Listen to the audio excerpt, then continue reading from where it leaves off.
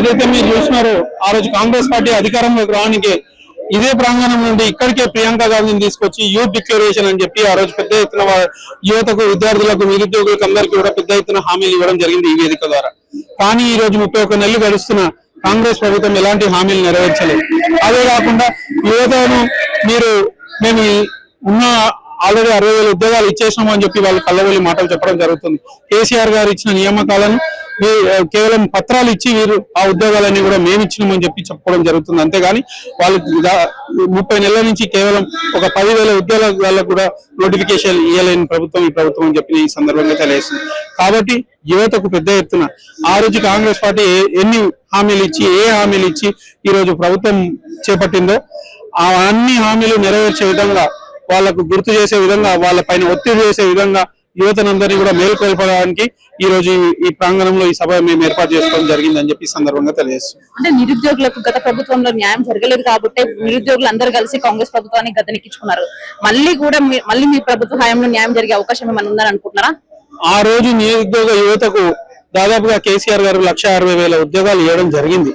కేవలం మేము చెప్పకపోవడం కూడా మా తప్పే.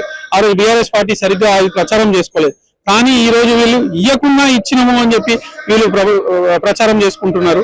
అదే కాకుండా ఈ రోజు నిరుద్యోగ యువతను ఎండ్రింగ్ ఆగి చచ్చిపోండి అని చెప్పి మాట్లాడుతున్నారు ఈ కాంగ్రెస్ నాయకులు. బుద్ధుండాలే, మీ వల్లనే ఆ రోజు దాదాపుగా 1,200 మంది విద్యార్థులు ఆ రోజు తెలంగాణ ఉద్యమంలో అమరులైంది.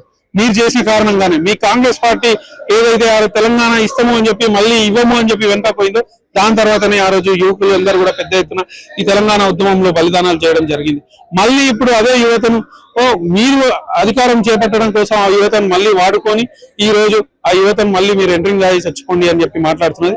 తప్పకుండా యువకులు విద్యార్థులు అందరూ కూడా రేపు భవిష్యత్తులో పెద్ద ఎత్తున కాంగ్రెస్ పార్టీకి బుద్ధి చెప్తారు. కాంగ్రెస్ పార్టీ పతనం ఈ రోజు ఈ సభ నుంచే మొదలైందని చెప్పి ఈ సందర్భంగా తెలియజేస్తాను. అంటే ఈ రోజు సర్వనగర్ సదస్సు ఏర్పాటు చేయగానే తెలియగానే నిన్నటికి హైకోర్టు నుంచి పర్మిషన్ వచ్చినాక కూడా ఈ రోజు అయితే కొంతమందిని హౌస్ అరెస్ట్ అయితే చేయడం జరిగింది. మరి దాన్ని ఎలా చూస్తున్నారన్న? మీరు చూస్తే ఏదైతే 17 రోజుల నుంచి ఈ సభ కోసం మేము పర్మిషన్ కోసం పెడితే 17 రోజులుగా ఎట్లాంటి నిర్ణయం తీసుకోలేదు. దానికి ఆఖరిగా మేము నిన్న హైకోర్టుకి వెళ్ళి హైకోర్టు నుంచి ఆర్డర్ తీసుకొచ్చుకొని మేము ఈ రోజు ఈ సభ ఏర్పాటు చేసుకునే పరిస్థితి వచ్చింది. అదే కాకుండా ఏదైతే మా నాయకులు ఉన్నారు సబితా రెడ్డి గారిని, ఆర్ఎస్ ప్రవీణ్ కుమార్ గారిని సభకు వెళ్ళనీయకుండా వాళ్ళందరినీ కూడా హౌస్ అరెస్ట్ చేసి నానా ఇబ్బందులు పెట్టాలని చూసింది. కానీ ప్రజల నుంచి వచ్చిన ఒత్తిడి, పెద్ద ఎత్తున యువకులు విద్యార్థుల్లో వచ్చిన దరి చూసి వాళ్ళని కూడా ఇప్పుడిప్పుడే వదిలేరు అని చెప్పి మాకు తెలిసింది. కాబట్టి ప్రభుత్వం అదే కాకుండా ఇక్కడ దిల్షుక్ లో కానీ, అశోక్ నగర్ లో కానీ, అమీర్పేటలో కానీ, కోచింగ్ సెంటర్లకు కానీ, స్టడీ సర్కిల్లకు వెళ్ళి యువకులు విద్యార్థులు మీరు ఎవరు కూడా సభలో పాల్గొనొద్దు అని చెప్పి పోలీసులు పెట్టి వాళ్ళందరినీ కూడా బెదిరించడం జరుగుతుంది. కాలేజీల పంట వెళ్ళి మీరు ఎవరు విద్యార్థులని సభకు ఎవరిని పంపించకండి అని చెప్తున్నారు. కాబట్టి ఈ విధంగా వాళ్ళు ఎంత అణచి వేస్తే ఒక ఉప్పెనలాగా రాష్ట్ర వ్యాప్తంగా యువకులు విద్యార్థులు అందరూ పెద్ద ఎత్తున ఈ రోజు ఈ సభకు వస్తున్నారు. వాళ్ళందరూ కూడా పెద్ద ఎత్తున ఈ సభలో పాల్గొంటారని చెప్పి ఈ సందర్భంగా నేను తెలియజేస్తున్నాను. తెలంగాణ అమరవీరులను మర్చిపోయినది బీఆర్ఎస్ పార్టీ అని కూడా కొన్ని వాక్యాలు వినిపిస్తున్నాయి. దాని గురించి ఏం చెప్తారు అన్న? అసలు బీఆర్ఎస్ పార్టీ ఎక్కడ కూడా అమరవీరులను ఎన్నడూ కూడా మర్చిపోలేదు. బీఆర్ఎస్ పార్టీ అమరవీరులను మర్చిపోతే అక్కడ అమరవీరుల కోసం అంత పెద్ద అది కట్టకపోతుంది. సెక్రటేరియట్ ఎదురుగా అంత పెద్ద దాదాపుగా 300 కోట్లతో వాళ్ళకి అది నిర్మించకపోతుండే. బీఆర్ఎస్ పార్టీ ఎప్పుడు కూడా అమరవీరులను మర్చిపోదు. బీఆర్ఎస్ పార్టీ అమరవీరులను ఎప్పుడైనా గుండెల్లో పెట్టుకొని చూసుకుంటుంది. అమరవీరులకు కానీ వారి కుటుంబాలకు కానీ న్యాయం చేసేది బీఆర్ఎస్ పార్టీ అని చెప్పి సందర్భంగా తెలియజేస్తుంది. కాన్స్టిట్యున్సీలో ప్రస్తుతం అయితే మల్రెడ్డి రంగారెడ్డి గారు అవుతున్నారు. మరి ప్రస్తుతం కాన్స్టిట్యున్సీ పరిస్థితి ఎలా ఉందన్న? అసలు చూస్తున్నారు కదా, గత 30 నెలల నుంచి ఎన్ని అరాచకాలు జరుగుతున్న నియోజకవర్గము. ఎప్పుడూ లేని విధంగా నియోజకవర్గంలో ఉన్న పూర్తిగా అన్ని గవర్నమెంట్ ప్రభుత్వ భూములన్నింటినీ కూడా చెరబడుతున్నారు ఈ కాంగ్రెస్ పార్టీ నాయకులు, అక్కడ ఉన్న స్థానిక ఎమ్మెల్యే. మొన్ననే చూసిన ముందనూరులో కానీ, నిన్న చూసిన బస్వన్నలో, అంతకుముందు చూసిన నాటసింగారంలో, ఇట్లా ఎక్కడ చూసినా ఎక్కడ ప్రభుత్వ భూమి ఉంటే అక్కడ గద్దలేక వాలిపోయి ఈ రోజు ప్రభుత్వ భూములన్నీ కూడా చెరబడుతున్నాయి. అదే కాకుండా ఆ రోజు బీఆర్ఎస్ పార్టీ ప్రభుత్వం ఇచ్చిన నోటిఫికేషన్లకు, బీఆర్ఎస్ ప్రభుత్వం ఇచ్చిన ప్రొసీడింగ్ కాపీలకు ఏవైతే వర్క్స్ ఉన్నాయో కాంట్రాక్టర్లను ఇబ్బంది పెట్టి కమిషన్ల కోసం వాళ్ళను గత 2 సంవత్సరాల నుంచి పనులు చేయకుండా కమిషన్ల కోసం వాళ్ళందరినీ కూడా ఆపడం జరుగుతుంది. అదే విధంగా మేము గట్టిగా మొన్న మున్సిపల్ ఎన్నికలప్పుడు ఒత్తిడి చేస్తే కొన్ని పనులు ఇబ్రాహీంపట్నం మున్సిపల్ కొన్ని పనులు మొదలు పెట్టడం జరిగింది.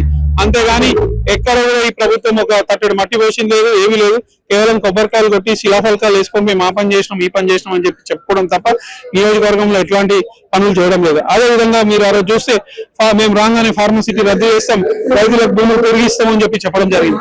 కానీ ఈ రోజు చూస్తే ఏదైతే ఆ రోజు పట్టా భూముల జోలికి మేము బీఆర్ఎస్ పార్టీ వెళ్ళలేదు, కేవలం అసైన్ భూములు తీసుకోవడం జరిగింది. ఈ రోజు ఈ ప్రభుత్వం పట్టా భూములు కూడా పూర్తిగా అక్కడ ఉన్న రైతుల సమ్మతం లేకున్నా కానీ వాటన్నిటినీ కూడా ఫెన్సింగ్ చేయడం జరుగుతుంది. తప్పకుండా ఇబ్రాహీంపట్నం నియోజకవర్గంలో పెద్ద ఎత్తున ఉన్న ఇప్పుడున్న ఎమ్మెల్యే మీద పెద్ద ఎత్తున తిరుగుబాటు జరుగుతుంది.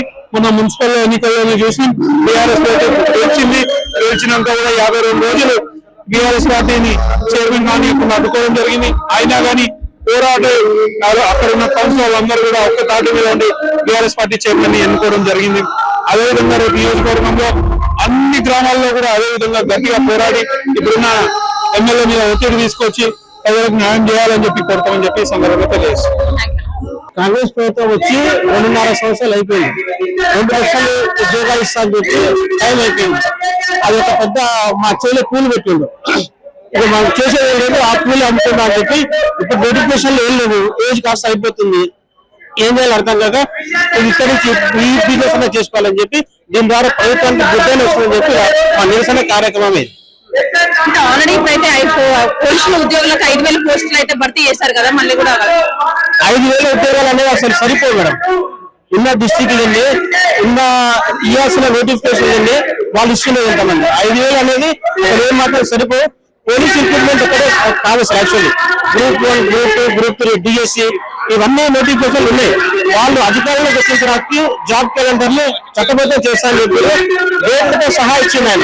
ఏ రోజు ఎగ్జామ్ పెడతా, ఏ రోజు రిజల్ట్ ఇస్తా అని చెప్పి దానికి దిక్కు లేదు. ఏ నోటిఫికేషన్ ఇంతవరకు కాంగ్రెస్ ప్రభుత్వం అనేది వేయలేదు. నిరుద్యోగుల తరఫున మీరు ప్రభుత్వాన్ని కోరేది ఏమిటి అసలు? సత్వరమే, ఎందుకంటే ఏజ్ రిలాక్సేషన్ ఇచ్చి జీవో విడుదల చేసి దాదాపు 2-3 నెలలు అయిపోయింది. మరి ఆ జీవో విడుదల చేసిన దానికి ఒక అర్థం అనేది పరమార్థం అనేది ఉండాలి. ఏజ్ సడలింపు దేనికి ఇంకా వెయిట్ చేయడానిక? వెయిట్ చేయకుండా వెయిట్ చేసి ఇప్పటికే ఏజ్ పోయిందని చెప్తే ఏజ్ రిలాక్సేషన్ ఇస్తే ఒక జీవో ఇచ్చింది. ఆ జీవో ఇచ్చి 3 నెలలు అయిపోతుంది. అంటే 12 నెలల కాలం 24 నెలలు ఉండాల్సింది. అదే ఒక 3 నెలలు అయిపోయింది, 20 నెలలు టైం ఉంది. మరి నోటిఫికేషన్ ఇచ్చేటప్పుడు భర్తీ చేసేటప్పుడు సత్వరమే జాబ్ క్యాలెండర్ ఏదైతే మాట చెప్పారో మాట తప్పకుండా మీరు ఆ మాట మీద నిలబడి సత్వరమే నోటిఫికేషన్ ఇవ్వాలని చెప్పి మా యొక్క విన్నపం. బీఆర్ఎస్ పార్టీ తరఫున అయితే సభ ఏర్పాటు చేశారు. ఈ సభ తరఫున మీకు న్యాయం జరిగే అవకాశం ఉందనుకుంటున్నారా? ఖచ్చితంగా అండి. ఎందుకంటే ఏదైతే కాంగ్రెస్ ప్రభుత్వము గ్రూప్ 1 నియామకాలలో అన్యాయాలను చేసి ఏదో ఆధారపాధాలుగా మొత్తం డిఎస్సి కానీ అన్నిటిలో కానీ సర్టిఫికేట్లు తొందరగా భర్తీ ప్రక్రియ పూర్తి చేయాలి, నియామకాలు పూర్తి చేయాలి. ఈ యొక్క ఒకటే ఒక ఉద్దేశం ఏంటంటే రవీంద్ర భారతిలో నియామక పత్రాలు ఇవ్వాలి. దాని గురించి ఒక నైట్ మొత్తం ప్రాసెస్ అయిపోయినా కూడా ఏం లేదు. బీఆర్ఎస్ ఒక సభ ఏర్పాటు చేశారు. వాళ్ళకి మేము చెప్పేది ఏంటంటే మీరు వచ్చైనా కానీ ఏదైతే ప్రభుత్వం కేవలం 2 సంవత్సరాల కాలంలోనే పూర్తి యొక్క వ్యతిరేకతను నిరుద్యోగ తరఫున, ఎందుకంటే ప్రభుత్వానికి ప్రధాన కారణమే నిరుద్యోగం అని చెప్పి స్వయం ముఖ్యమంత్రి కానీ వాళ్ళ మంత్రి కానీ ఎన్నో సభలో చెప్పారు. ఆ విషయం వాళ్ళకు కూడా తెలుసు. మరి మా యొక్క ప్రధాన డిమాండ్ ఏంటంటే నోటిఫికేషన్ ఇవ్వాలి. బీఆర్ఎస్ మేము చెప్పేది ఏంటంటే మీరు కొద్ది రోజుల్లో అసెంబ్లీ సెషన్స్ ప్రారంభం కానున్నాయి. ప్రభుత్వాన్ని నిలదీసి వాళ్ళని ఎట్లయినా కూడా నోటిఫికేషన్ ఇచ్చేలా ఒక సత్వరమే నోటిఫికేషన్ ఇచ్చేలా మీరు బలవంతం చేయాలని ప్రభుత్వం నిలదీయాలని చెప్పి కోరుతున్నాం. అతను నిరుద్యోగం గత 2021 నుంచి 2024 వరకు నేను గ్రూప్ చాలా సీరియస్ గా ప్రిపేర్ అయ్యాను. వేరే ఇనిషియేటివ్ గా నేను సిరీస్ అయ్యాను, సొంతంగా ప్రిపేర్ అయ్యాను. ఇప్పుడు 2024లో ఏదైతే వీళ్ళు అంటే ఒక ప్లాన్ ప్రకారం గ్రూప్ 1 నోటిఫికేషన్ ఎగ్జామ్ నిర్వహించి రిజల్ట్ ఇవ్వడము, దానివల్ల ఏదైతే మేము సీరియస్ జెన్యూన్ ఆస్పిరెంట్స్ ఉన్నామో మేము చాలా నష్టపోయినాం సార్. నెల రోజుల నుంచి అయితే మీరు ఒకటే నిరుద్యోగులు మొత్తం రోడ్డు మీదనే ఉన్నారు. అసలు ఎన్నుకుంటున్నారు అసలు ఇక్కడ అసలైన వాస్తవం ఏంటంటే వీళ్ళు ఏదంటే 2023 ఎలక్షన్ టైంలో ఇక్కడనే ఎలక్షన్ కంటే ముందు ఇక్కడనే సభ పెట్టిన ప్రియాంక గాంధీ గారు కానీ, రాహుల్ గాంధీ గారు కానీ, మన ముఖ్యమంత్రి రేవంత్ రెడ్డి గారు కానీ వాళ్ళందరూ ఏం చెప్పారంటే మా నిరుద్యోగులు వాడుకోనికి 2 లక్షల ఉద్యోగాలు మేము భర్తీ చేస్తాము, సంవత్సరం 3,000 మేము భర్తీ చేస్తామని చెప్పారు. మేము అనుకున్నాం ఏంటంటే 2 లక్షల ఉద్యోగాలు భర్తీ చేయాలని ఎవరికైనా తెలుసు. కాకపోతే ఏ డిపార్ట్మెంట్ అయితే ఖాళీ ఉన్నాయో సంవత్సరంలో భర్తీ చేస్తారు కదా మేము అనుకున్నాం. కాకపోతే వీళ్ళు అచ్చిందరూ ఏం చేశారు, 2020లో కేసీఆర్ సార్ ఏదైతే నోటిఫికేషన్ ఇచ్చిందో దాని మీద నియామక పత్రాలు ఇచ్చారు తప్ప కొత్తగా వీళ్ళు వేసిన నోటిఫికేషన్ ఏం లేదు. మమ్మల్ని నిలువుగా నిత్యగా ముంచేశారు. అంటే మీరే కదా గత ప్రభుత్వం కాదని కాంగ్రెస్ ప్రభుత్వాన్ని గద్దెనెక్కించినట్టు మీ ప్రభుత్వం మీరే కదా నిరుద్యోగులు. వాస్తవం అక్క, కాంగ్రెస్ ప్రభుత్వాన్ని బుధారాన్ని అప్పుడు 2022లో బుధారా వేసుకొని మోసింది మేమే, ఇంటికి తిరిగి ప్రచారం చేసింది మేమే. గత నెల రోజులు కాలుకు పలుపం పట్టుకొని అంటే మా సాధ్యమైనంత మా చుట్టాలలో కావచ్చు, ఊళ్ళలో కావచ్చు, తెలిసిన అక్కడిక్కడ అందరికి కాంగ్రెస్ పార్టీకి ఓటేయమంటే కాళ్ళు మొక్కి మరి ఓడించింది మేమే. కాకపోతే ఏమంటే వీళ్ళు ఓటెక్కి అంటే వీళ్ళు ఎలక్షన్ అయిన తర్వాత ఈ సీఎం రేవంత్ రెడ్డి ముఖ్యమంత్రి అయిన తర్వాత మేము అనుకున్నాము ఏ ఉద్యోగ అంటే ఏ శాఖలు ఖాళీ ఉన్నాయో ఆ శాఖలకు వెళ్ళి ఉద్యోగాలు భర్తీ చేస్తారు మేము అనుకున్నాము. కానీ ఇంత దూరం మమ్మల్ని మోసం చేస్తారని మేము అనుకోలేదు. నిరుద్యోగులు కూడా ఇప్పుడు ఎక్కడ జాబులు లేక ఏం చేయలేక ఇక్కడ ఈ సొంత ఊరికి వెళ్ళలేక కూడా టీ స్టాల్ అయితే పెట్టుకుంటున్నారని కూడా విన్నాం. అది ఎంతవరకు వాస్తవం అక్కడ టీ స్టాల్ పెట్టిన వాళ్ళు ఉన్నారు, అరపాలు అమ్ముతున్న వాళ్ళు ఉన్నారు, స్విగ్గీ జొమాటోలో వర్క్ చేస్తున్న వాళ్ళు ఉన్నారు, చిన్న చిన్నగా పార్ట్ టైం జాబ్లు చేస్తున్న వాళ్ళు ఉన్నారు. పరిస్థితి దారుణంగా ఉంది అక్క. ఇటు హైదరాబాద్ వెళ్ళిపోతే వెళ్ళిపోలేక, అటు ఇంటికి పోలేక, తల్లిదండ్రులకు ముఖం చూపించుకోలేక ఇప్పటికీ మేము ఏర్పడారు అక్క. మీకు ప్రభుత్వాన్ని ఏం కోరబోతున్నారు? మీరు ఏదైతే 2023 ఎలక్షన్ టైంలో చెప్పారు 2 లక్షల ఉద్యోగాలు భర్తీ చేస్తారని చెప్పారు. 2 లక్షలు కాకుండా కూడా ప్రస్తుతం ఏ శాఖలు అయితే ఖాళీలు అవుతున్నాయి ఆ శాఖల్లో ఉన్న ఖాళీలు వెంటనే యుద్ధ ప్రాతిపదికన భర్తీ చేయాలని మేము కోరుకుంటున్నాం. అంటే ఈరోజు బీఆర్ఎస్ పార్టీ తరఫున ఇంత పెద్ద సభ ఏర్పాటు చేశారు. మరి బీఆర్ఎస్ తరఫున ఏమన్నా న్యాయం జరిగే అవకాశం ఉందని అనుకుంటున్నారా? అంటే ఇప్పుడు అంటే గతంలో మొన్నటి వరకు అంటే మొన్న కేటీఆర్ గారే చెప్పారు మేము కొంచెం నిరుద్యోగుల్ని కొంచెం దూరం చేసుకోవడం జరిగింది, దాని వల్ల మేము ఓడిపోయాము.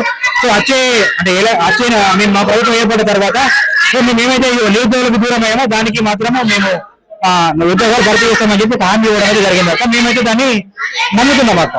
మళ్ళీ నమ్ముతున్నారు ఇక మాకు వేరే లేదక్క. ఇప్పుడు మా పరిస్థితి ఏమైపోయిందంటే ముందు చూస్తే నువ్వు వెనక చూస్తే పోయలేక అయిపోయింది. అంటే మీరు ఈ సభ నుంచి సీఎం రేవంత్ రెడ్డి గారికి ఒకటే మాట ఏం చెప్పాలని? అయ్యా రేవంత్ రెడ్డి గారు మమ్మల్ని 2023 ఎలక్షన్ టైంలో మమ్మల్ని వాడుకున్నారు, మాతో ప్రచారం చేసుకున్నారు, ఓట్లు వేసుకున్నారు, మీరు గద్దెనెక్కిరు. కనీసం ఇప్పుడన్నా కూడా మీరు కనీసం ఆలోచించి కనీసం మీ పార్టీకి కాస్త కూర్చో కొంచెం మంచి పేరు రావాలి అంటే ఇప్పుడు ఏ శాఖలో అయితే ఖాళీలు ఉన్నాయో ఆ శాఖలో ఖాళీలు వెంటనే భర్తీ చేయాలని మేము కోరుకుంటున్నాం. ఆల్రెడీ మీ పార్టీకి జరగాల్సిన నష్టం జరిగిపోయింది. కనుక ఎప్పుడైనా మీరు మేలుకోకుంటే రేపు జరగబోయే ఎన్నికలలో మీ పార్టీ పరిస్థితి చాలా దారుణంగా ఉండబోతుంది.